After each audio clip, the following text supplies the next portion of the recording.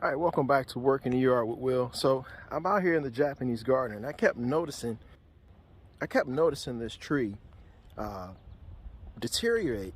You know, the bark kept on deteriorating, and I was like, let me just pull that bark back and see what's underneath there.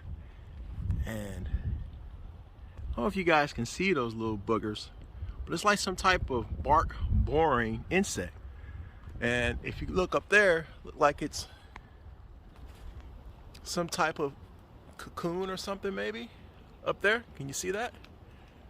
And so today I was debating on, I need to order some stuff for my plants.